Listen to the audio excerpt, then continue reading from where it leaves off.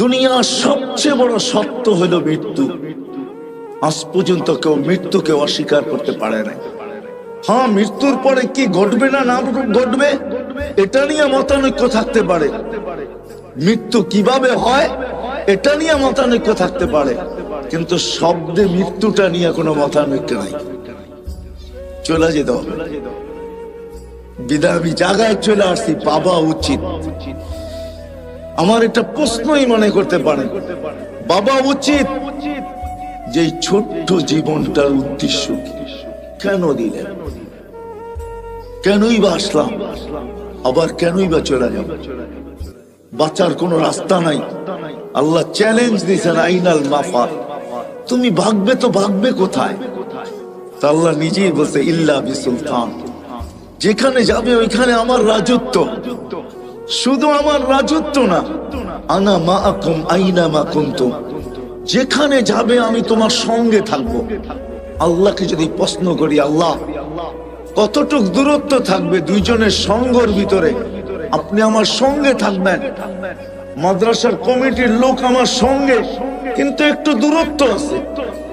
আল্লাহ আপনার সাথে আপনি সঙ্গে থাকবেন, দূরত্ব কতটুকু? তো আল্লাহ জবাব দিতেছে, আকরাবু মিন হাবলিল ওয়ারিদ, আমি তো রগের চেয়েও কাছে থাইকা তোর সঙ্গে থাকবো। আরেক হাদিসে আল্লাহ বুঝাইছেন, তুমি আমাকে কখনো পৃথক করতে পারবে না। যদি আমাকে পৃথক করতে যাও তাহলে তুমি থাকবে না, তুমি থাকবে না।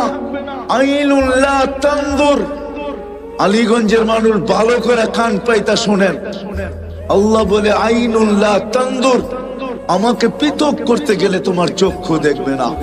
উযুনুল্লাহ তাসমা, তোমার কান আর কোনোদিন শুনবে না।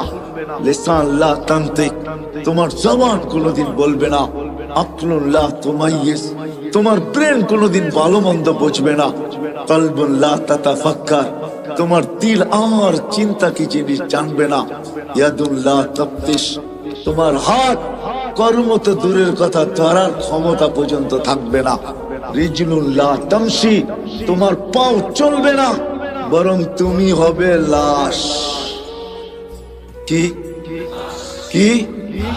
লাশ? কারণ কি জানেন?